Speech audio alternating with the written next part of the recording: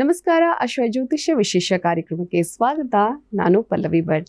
ವೀಕ್ಷಕರೇ, ಎಂದಿನಂತೆ ಇವತ್ತಿನ ಕಾರ್ಯಕ್ರಮದಲ್ಲಿ ರಾಶಿ ಭವಿಷ್ಯ ಹಾಗೆಯೇ ಪಂಚಾಂಗ ಭವಿಷ್ಯ, ಇದರ ಜೊತೆಗೆ ಧಾರ್ಮಿಕ ಚಿಂತನೆಗಳಿಗೆ ಸಂಬಂಧಪಟ್ಟಂತೆ ಮನೆಯ ಯಜಮಾನನಿಗೆ ಯಾವಾಗಲೂ ಸಮಸ್ಯೆಗಳು ಕಾಡ್ತಾ ಇರುತ್ತವೆ, ಯಾಕೆ ಮತ್ತೆ ಪರಿಹಾರವನ್ನ ಯಾವ ರೀತಿಯಾಗಿ ಮಾಡ್ಕೋಬೇಕು ಅನ್ನೋದರ ಬಗ್ಗೆ ಸಾಕಷ್ಟು ಮಾಹಿತಿನ ತಿಳಿಸಿಕೊಡೋದಕ್ಕೆ ಇವತ್ತು ಕಾರ್ಯಕ್ರಮದಲ್ಲಿ ನಮ್ಮ ಜೊತೆಗೆ ಇದ್ದಾರೆ ಧಾರ್ಮಿಕ ಚಿಂತಕರಾದ ಶ್ರೀ ವೆಂಕಟರಮಣ ಭಟ್.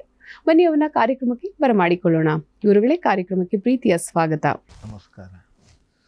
ಗುರುಗಳೇ, ಎಂದಿನಂತೆ ಕಾರ್ಯಕ್ರಮದಲ್ಲಿ ಪಂಚಾಂಗ ಭವಿಷ್ಯವನ್ನ ಆಲಿಸೋದು ಬಹಳ ವಿಶೇಷ ಅಂತ ಅನ್ಸುತ್ತೆ. ಹಾಗಾಗಿ ಪಂಚಾಂಗದ ಭವಿಷ್ಯ ಯಾವ ರೀತಿಯಾಗಿದೆ ಅನ್ನೋದನ್ನ ತಿಳಿಸ್ಕೊಡಿ. ಇವತ್ತಿನ ದಿವಸ ಶ್ರೀ ಕ್ರೋಧಿನಾಮ ಸಂವತ್ಸರ, ಉತ್ತರಾಯಣ, ಗ್ರೀಷ್ಮ ಋತು, ಜ್ಯೇಷ್ಠ ಮಾಸ, ಶುಕ್ಲ ಪಕ್ಷ, ಬಿದಿಗೆ, ಶನಿವಾರ, ಆರಿದ್ರಾ ನಕ್ಷತ್ರ, ಗಂಡನಾಮಯೋಗ, ಕೌಲವ ಕರಣ. ಇದು ಇವತ್ತಿನ ಪಂಚಾಂಗ. ಸರಿ ಗುರುಗಳೇ, ಇವತ್ತಿನ ಪಂಚಾಂಗದ ವಿಶೇಷತೆಯನ್ನು ತಾವು ತಿಳಿಸ್ಕೊಟ್ಟಿದ್ದೀರಾ. ಹಾಗೆಯೇ ವೀಕ್ಷಕರು ಬಹಳ ಕಾತುರದಿಂದ ಕಾಯ್ತಾ ಇದ್ದಾರೆ. ರಾಶಿ ಭವಿಷ್ಯ ಯಾವ ರೀತಿಯಾಗಿ ಇರಬಹುದು ಅನ್ನುವಂಥ ಒಂದು ಕುತೂಹಲ ಅವರಿಗೂ ಕೂಡ ಇರುತ್ತೆ. ಹಾಗೆಯೇ 12 ರಾಶಿಗಳಲ್ಲಿ ಮೊದಲನೆಯ ರಾಶಿಗಳಾದಂತಹ ಮೇಷ, ವೃಷಭ, ಮಿಥುನ, ಕರ್ಕಾಟಕ, ಸಿಂಹ, ಕನ್ಯಾ, ಈ 6 ರಾಶಿಗಳ ಫಲಾಫಲ ಯಾವ ರೀತಿಯಾಗಿದೆ ಅನ್ನೋದ್ರ ಬಗ್ಗೆ ತಿಳಿಸ್ಕೊಡಿ ಗುರುಗಳೇ. ಇವತ್ತು ವಿಶೇಷವಾಗಿ ಶನಿವಾರ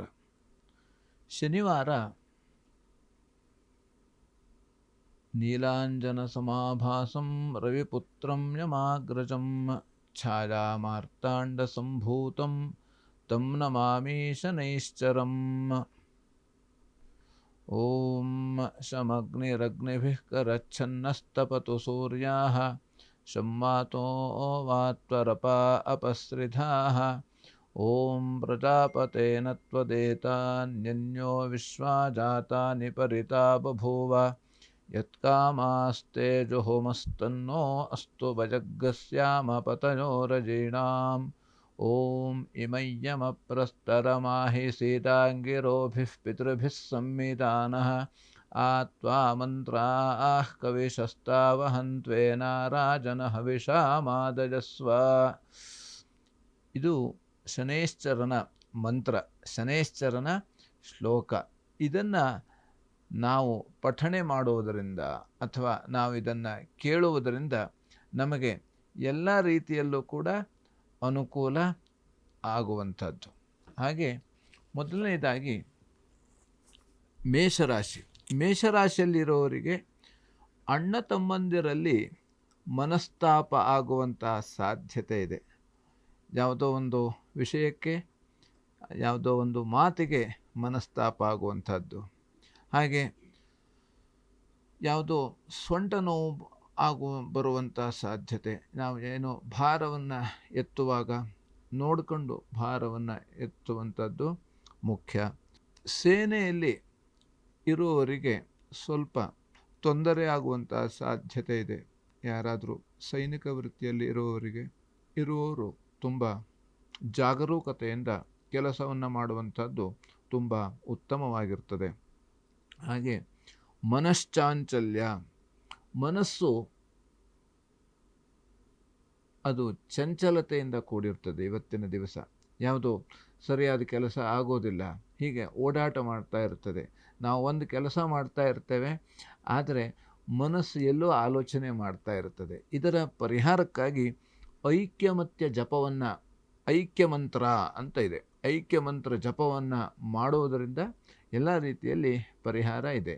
ಇನ್ನು ವೃಷಭ ರಾಶಿಯವರಿಗೆ ಹಣಕ್ಕಾಗಿ ಅವರು ಸ್ವಲ್ಪ ಪರದಾಡುವಂಥ ಸಂದರ್ಭ ಇದೆ. ಯಾಕೆಂದರೆ ಅದು ಎಷ್ಟೇ ಇದ್ದರೂ ಕೂಡ ಹಣ ಇರ್ತದೆ, ಆದರೆ ಆ ಟೈಮಿಗೆ, ಆ ಒಂದು ಸಂದರ್ಭಕ್ಕೆ ಸರಿಯಾಗಿ ಸಿಗೋದಿಲ್ಲ.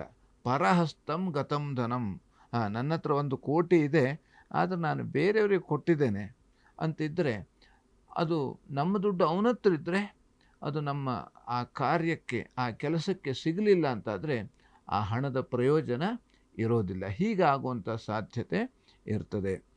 ಸರಿಯಾಗಿ ಆ ಒಂದು ಇವತ್ತಿನ ದಿವಸ ಸರಿಯಾದ ಸಮಯಕ್ಕೆ ಊಟ ತಿಂಡಿ ನಮಗೆ ಮಾಡಲಿಕ್ಕೆ ಆಗೋದಿಲ್ಲ. ಯಾವುದೋ ಕೆಲಸದ ಒತ್ತಡದ ಇನ್ಯಾವುದೋ ಕಾರಣಕ್ಕಾಗಿ ಸರಿಯಾಗಿ ಸಮಯಕ್ಕೆ ನಮಗೆ ಊಟ ತಿಂಡಿ ಸಿಗೋದಿಲ್ಲ ಆಗಿರ್ತದೆ. ಹೀಗೆ ಇನ್ನು ಕಣ್ಣಿನ ವಿಚಾರದಲ್ಲಿ ಸ್ವಲ್ಪ ಬಲಗಣ್ಣಿಗೆ ಪೆಟ್ಟಾಗುವಂಥ ಸಾಧ್ಯತೆ ಇದೆ. ನಾವು ಎಲ್ಲಾದರೂ ಹೋಗುವಾಗ ಬರುವಾಗ ಕಣ್ಣಿನ ಬಗ್ಗೆ ತುಂಬ ಗಮನವನ್ನು ವಹಿಸಬೇಕು. ಎಲ್ಲೋ ಆಲೋಚನೆ ಮಾಡ್ತಾ, ನಾವು ಫೋನಲ್ಲಿ ಮಾತಾಡ್ಕೊಳ್ತಾ ಅಥವಾ ಗಾಡಿ ಮೇಲೆ ಹೋಗ್ತಾ ಅಲ್ಲಿ ನಾವು ಹೋಗ್ತಾ ಇರ್ತೇವೆ. ಅಲ್ಲಿ ಜಾಗರೂಕತೆಯಿಂದ ನಾವು ಹೋಗುವಂಥದ್ದು ತುಂಬ ಉತ್ತಮ. ಇನ್ನು ನೀರಿನಿಂದ ತೊಂದರೆ ಆಗುವಂಥ ಸಾಧ್ಯತೆ. ನೀರು, ನಾವು ಎಲ್ಲೋ ಸಮುದ್ರಕ್ಕೆ ಹೋಗಿರ್ತೇವೆ ಅಥವಾ ನದಿಗೆ ಹೋಗಿರ್ತೇವೆ, ನದಿ ಹೋಗಬೇಕು, ನಾವು ಸ್ನಾನ ಮಾಡಬೇಕು ಅಂತ ಹೋಗುವಂಥದ್ದು. ಹಾಗೆ ಸಮುದ್ರದಲ್ಲಿ ನಾನು ಸ್ವಲ್ಪ ತೆರೆ ಹತ್ತಿರ ಹೋಗಿ ಅಲ್ಲಿ ಈಜಾಡ್ತೇನೆ, ಯಾಕೆಂದರೆ ಈ ರೀತಿ ನಮಗೆ ಎಷ್ಟೇ ಈಜು ಬಂದಿದ್ದರೂ ಕೂಡ ನಾವು ಆ ನೀರಿನಲ್ಲಿ ನಮ್ಮ ಒಂದು ಶಕ್ತಿಯನ್ನು ತೋರಿಸಬಾರ್ದು. ಆ ಯಾವುದೋ ರೀತಿಯಲ್ಲಿ ನೀರಿನಲ್ಲಿ ಇರತಕ್ಕಂಥ ಪ್ರಾಣಿಯಿಂದ ಅಪಾಯ ಆಗುವಂಥದ್ದು, ಇದೆಲ್ಲ ಸಾಧ್ಯತೆ ಇದೆ. ಹಾಗಾಗಿ ನೀರಿಗೆ ಹೋಗುವುದನ್ನು ನಾವು ಆದಷ್ಟು ನಿಲ್ಲಿಸಬೇಕು. ಇದರ ಪರಿಹಾರಕ್ಕಾಗಿ ನಾವು ಗೋಮಾತೆಯ ಸೇವೆಯನ್ನು ಮಾಡುವುದರಿಂದ, ಹಸುವಿನ ಮೈ ತೊಳೆಯುವುದು, ಹಾಗೆ ಎಲ್ಲ ರೀತಿಯಲ್ಲಿ ಅದು ಏನು ಗೋಗ್ರಾಸವನ್ನು ಕೊಡುವಂಥದ್ದು, ಇದರಿಂದ ಒಳ್ಳೆಯ ರೀತಿಯಲ್ಲಿ ಪರಿಹಾರ ಇದೆ.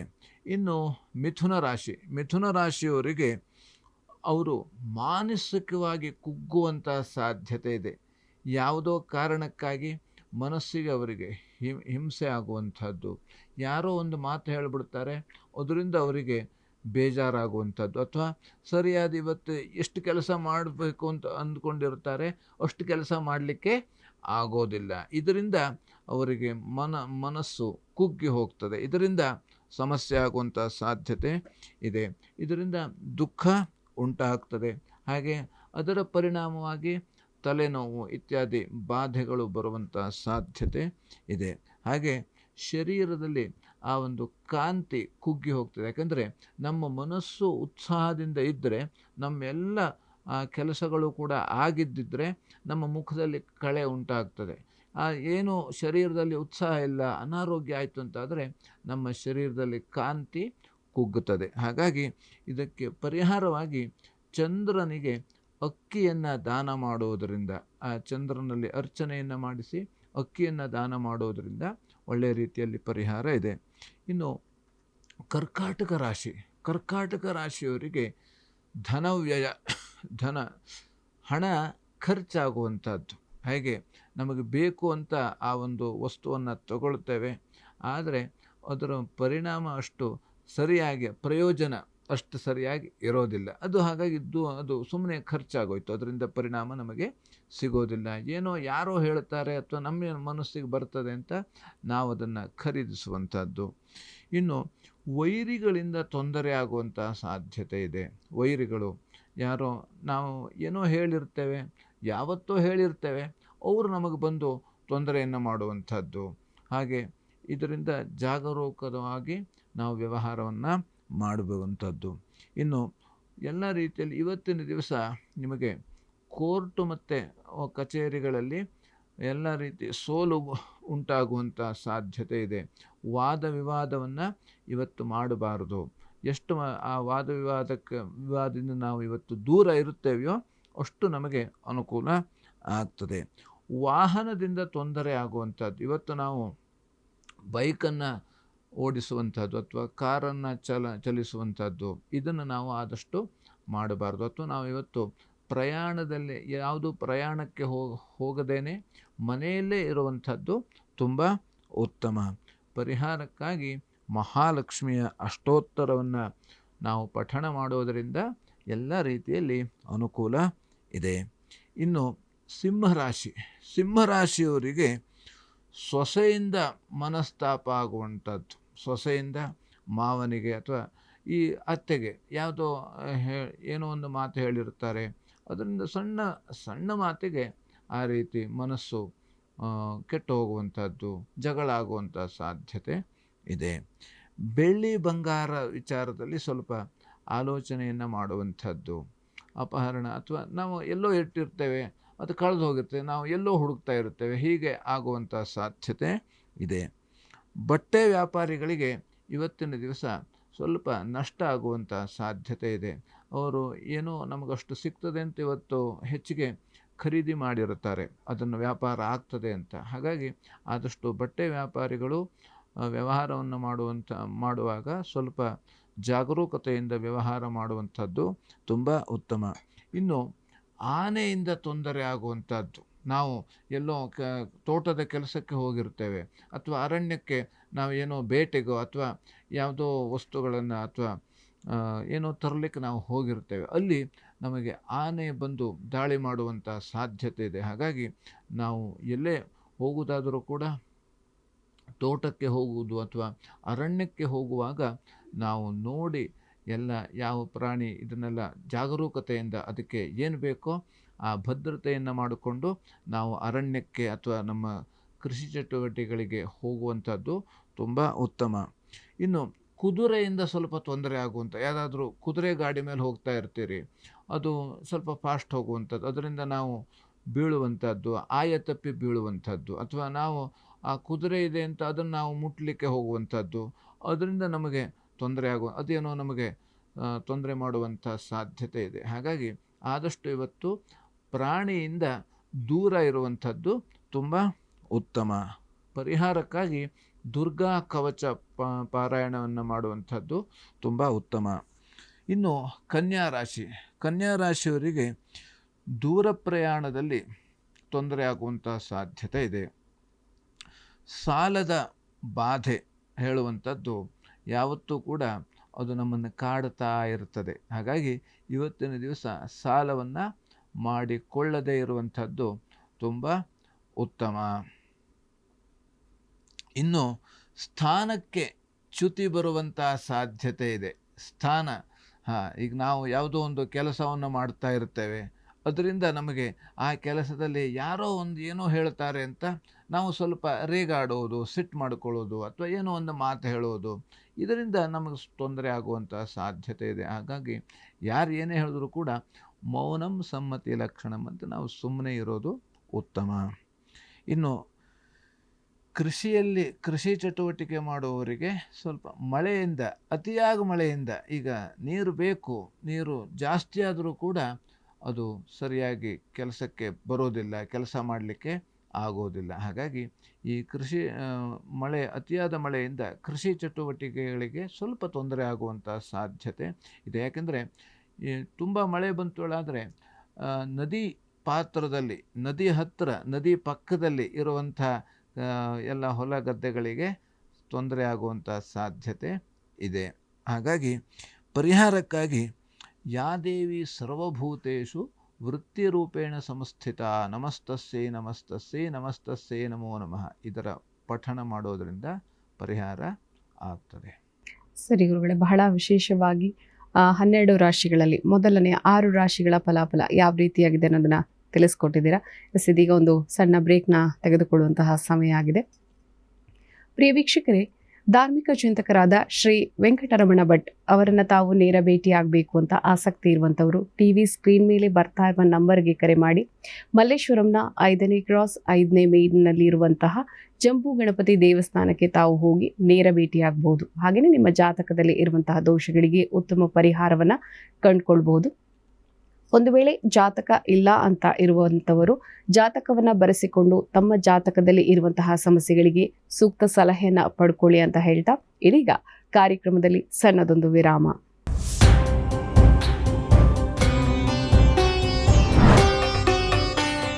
ವಿರಾಮದ ನಂತರ ಅಶ್ವಜ್ಯೋತಿಷ್ಯ ವಿಶೇಷ ಕಾರ್ಯಕ್ರಮಕ್ಕೆ ಮತ್ತೊಮ್ಮೆ ಪ್ರೀತಿಯ ಸ್ವಾಗತ ವೀಕ್ಷಕರೇ.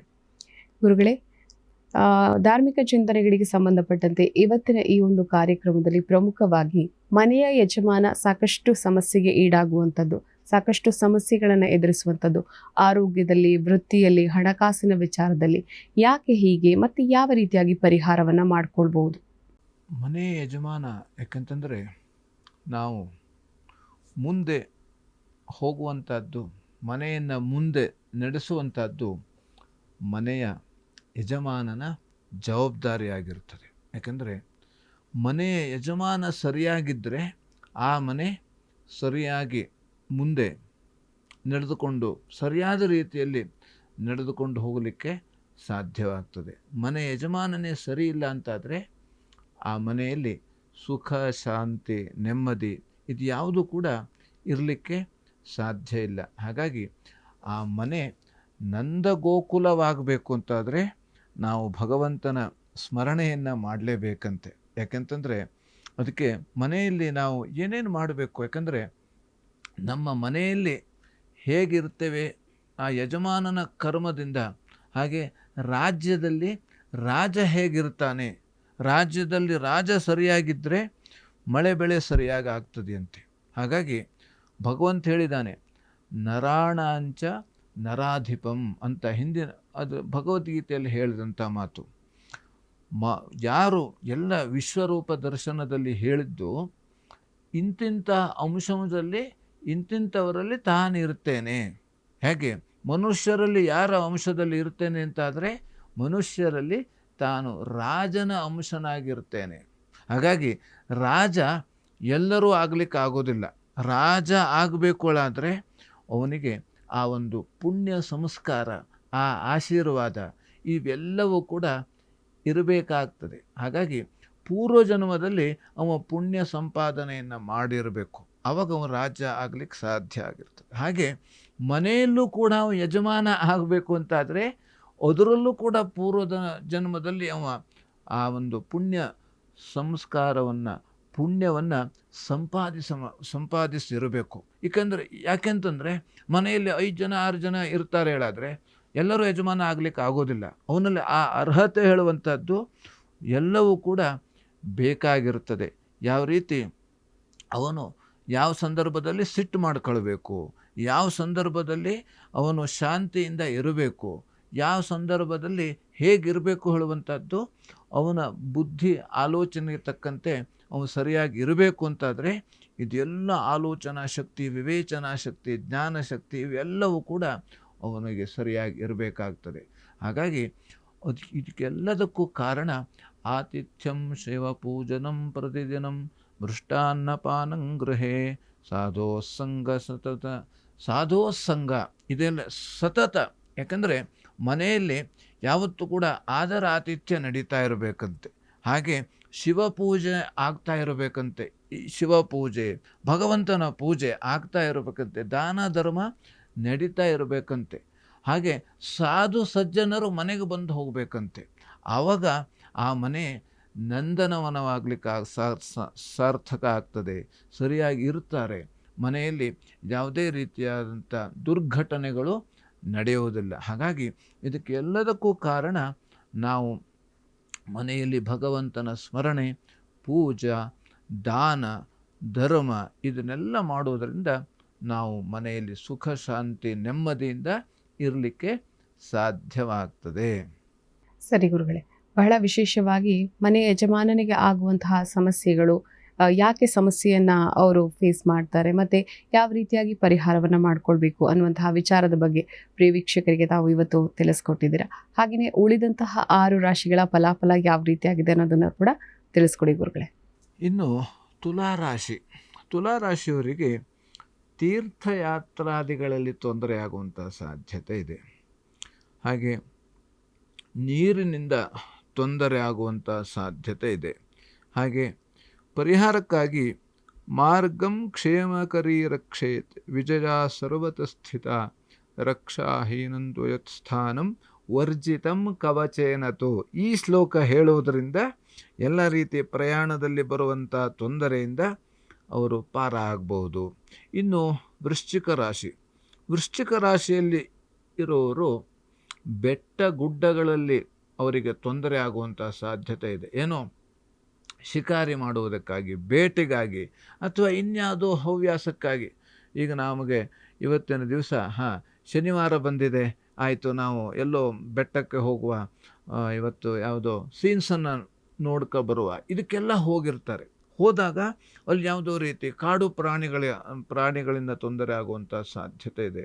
ಹಾಗೆ ಇವರಲ್ಲೇ ಜಗಳವಾಗಿ ಮಾತು ಬಂತ ಅಲ್ಲಿ ಜಗಳ ಆಗಿ ತೊಂದರೆ ಆಗುವಂಥ ಸಾಧ್ಯತೆ ಇದೆ. ಹಾಗೆ ಸೈನಿಕ ವೃತ್ತಿಯಲ್ಲಿರೋರಿಗೆ ಸ್ವಲ್ಪ ತೊಂದರೆ ಆಗುವಂಥ ಸಾಧ್ಯತೆ ಇದೆ ಇವತ್ತಿನ ದಿವಸ.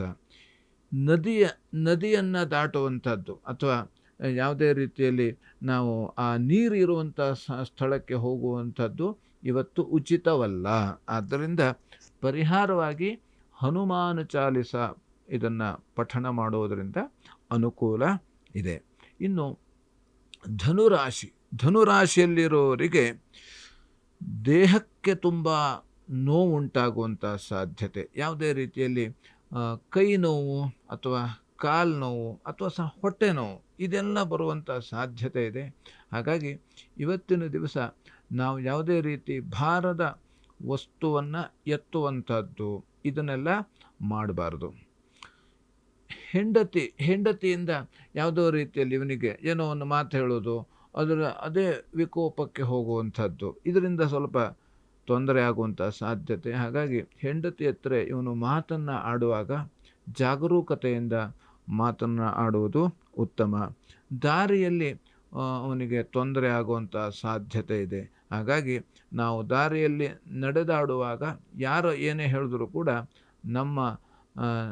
ನಮ್ಮ ಮನಸ್ಸಿಗೆ ಅವರು ಹೇಳುವಂಥ ಮಾತನ್ನು ನಾವು ಸ್ವೀಕಾರ ಮಾಡಬಾರದು. ವ್ಯಾಪಾರದಲ್ಲಿ ನಷ್ಟ ಆಗುವಂಥ ಸಾಧ್ಯತೆ ಇದೆ. ಪರಿಹಾರಕ್ಕಾಗಿ ಧನ್ವಂತರಿ ಹೋಮವನ್ನು ಮಾಡುವುದರಿಂದ ಪರಿಹಾರ ಆಗ್ತದೆ.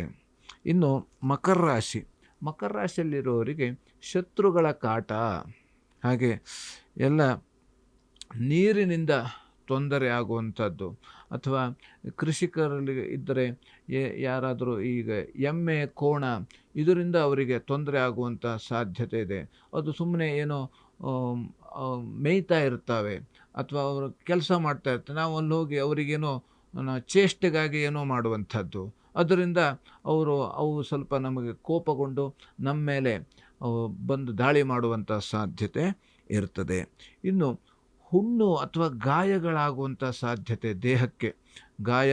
ಹಾಗಾಗಿ ನಾವು ಯಾವುದೇ ಕೆಲಸ ಮಾಡುವಾಗ ನೋಡಿಕೊಂಡು ಆಲೋಚನೆ ಮಾಡಿ ಕೆಲಸವನ್ನು ನಾಜೂಕಿನಿಂದ ಕೆಲಸವನ್ನು ಮಾಡುವಂಥದ್ದು ತುಂಬ ಉತ್ತಮ. ಇನ್ನು ಸೋದರ ಮಾವನ ಹತ್ತಿರ ಮನಸ್ತಾಪ ಆಗುವಂಥದ್ದು, ನಾವು ಏನೋ ಕೊಟ್ಟಿರ್ತೇವೆ ಅಥವಾ ಏನೋ ತಗೊಂಡಿರ್ತೇವೆ ಅಥವಾ ಏನೋ ಕೇಳಿರ್ತೇವೆ, ಅದರಿಂದ ಬೇಜಾರಾಗುವಂಥ ಸಾಧ್ಯತೆ ಇರ್ತದೆ. ಹಾಗಾಗಿ ಇದಕ್ಕೆ ಪರಿಹಾರಕ್ಕಾಗಿ ದುರ್ಗಾದೀಪ ನಮಸ್ಕಾರ ಮಾಡುವುದರಿಂದ ಪರಿಹಾರ ಇದೆ. ಇನ್ನು ಕುಂಭರಾಶಿಯವರಿಗೆ ಮಂತ್ರ ಮತ್ತು ಯಂತ್ರದಿಂದ ತೊಂದರೆ ಆಗುವಂಥ ಸಾಧ್ಯತೆ, ಯಾರೋ ಏನೋ ಮಾಡಿಸಿರ್ತಾರೆ ಅಥವಾ ಯಂತ್ರ ಮಾಡಿಸಿರ್ತಾರೆ, ಇದರಿಂದ ತೊಂದರೆ ಆಗುವಂಥ ಹಾಗೆ ಅವರು ಮಾಡಿಸಿದ್ದಾರೆ ಹೇಳುವಂಥ ಕಲ್ಪನೆಯಿಂದ ತೊಂದರೆ ಆಗುವಂಥ ಸಾಧ್ಯತೆ ಅವರಿಗೆ ಇರ್ತದೆ. ಹಾಗಾಗಿ ವಿದ್ಯಾರ್ಥಿಗಳಿಗೆ ಸ್ವಲ್ಪ ತೊಂದರೆ ಆಗುವಂಥ ಸಾಧ್ಯತೆ, ಆಲಸ್ಯ ಬರುವಂಥದ್ದು, ಹಾಗಾಗಿ ಇನ್ನು ಕೆಟ್ಟ ಆಲೋಚನೆ ಬರುವಂಥದ್ದು. ಹಾಗಾಗಿ ಪರಿಹಾರಕ್ಕಾಗಿ ಶಾರದಾಂಬಾ ಸ್ಮರಣೆ ಮಾಡುವುದರಿಂದ ಪರಿಹಾರ ಇದೆ. ಇನ್ನು ಮೀನರಾಶಿಯವರಿಗೆ ತಾಯಿಯ ಆರೋಗ್ಯದಲ್ಲಿ ವ್ಯತ್ಯಾಸ ಆಗುವಂಥ ಸಾಧ್ಯತೆ ಇದೆ. ಕೃಷಿ ಕ್ಷೇತ್ರಗಳಲ್ಲಿ ತೊಂದರೆ ಆಗುವಂಥ ಸಾಧ್ಯತೆ ಇದೆ. ಮನೆಯಲ್ಲೇ ಸಣ್ಣ ಪುಟ್ಟ ವಿಷಯಗಳಿಗೆ ಜಗಳ ಆಗುವಂಥ ಸಾಧ್ಯತೆ ಇದೆ. ಬಂಧುಗಳಿಂದ ತೊಂದರೆ ಆಗುವಂಥ, ಹಾಗೆ ಸ್ನೇಹಿತರಿಂದಲೂ ಕೂಡ ತೊಂದರೆ ಆಗುವಂಥ ಸಾಧ್ಯತೆ ಇದೆ. ಪರಿಹಾರಕ್ಕಾಗಿ ದತ್ತಾತ್ರೇಯ ಸ್ಮರಣೆ ಅಥವಾ ದತ್ತಾತ್ರೇಯ ದರ್ಶನ ಮಾಡುವುದರಿಂದ ಎಲ್ಲ ರೀತಿಯಲ್ಲಿ ಪರಿಹಾರ ಇದೆ.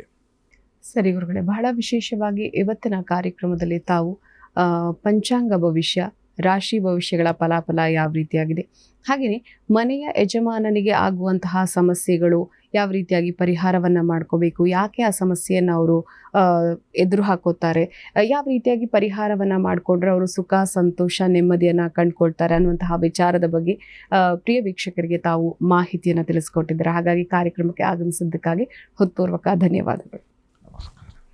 ವೀಕ್ಷಕರೇ, ಗುರುಗಳನ್ನು ತಾವು ನೇರ ಭೇಟಿ ಆಗಬೇಕು ಅಂತ ಆಸಕ್ತಿ ಇರುವಂತಹವರು ಟಿವಿ ಸ್ಕ್ರೀನ್ ಮೇಲೆ ಬರ್ತಾ ಇರುವ ನಂಬರ್ಗೆ ಕರೆ ಮಾಡಿ ಜಂಬೂ ಗಣಪತಿ ದೇವಸ್ಥಾನದಲ್ಲಿ ಗುರುಗಳನ್ನು ನೇರ ಭೇಟಿಯಾಗಿ ನಿಮ್ಮ ಜಾತಕದಲ್ಲಿ ಇರುವಂತಹ ದೋಷಗಳಿರಬಹುದು, ಆ ದೋಷಗಳಿಗೆ ಪರಿಹಾರವನ್ನು ಕಂಡುಕೊಳ್ಳಿ. ಹಾಗೆಯೇ ಪೂಜೆ ಪುನಸ್ಕಾರ ಹೋಮ ಹವನಗಳನ್ನು ಮಾಡಿಸಬೇಕು ಅಂತ ಆಸಕ್ತಿ ಇರುವಂತಹವರು ಗುರುಗಳನ್ನು ನೇರ ಭೇಟಿ ಆಗಬಹುದು, ಹಾಗೆ ನಿಮ್ಮ ಸಮಸ್ಯೆಗಳಿಗೆ ಪರಿಹಾರವನ್ನು ಕಂಡುಕೊಳ್ಬಹುದು ಅಂತ ಹೇಳ್ತಾ ಇದಾಗಿತ್ತು ಇವತ್ತಿನ ಅಶ್ವಜ್ಯೋತಿಷ್ಯ ವಿಶೇಷ ಕಾರ್ಯಕ್ರಮ. ನೋಡ್ತಾ ಇರಿ ಅಶ್ವವೇಗ ನ್ಯೂಸ್. ನಮಸ್ಕಾರ.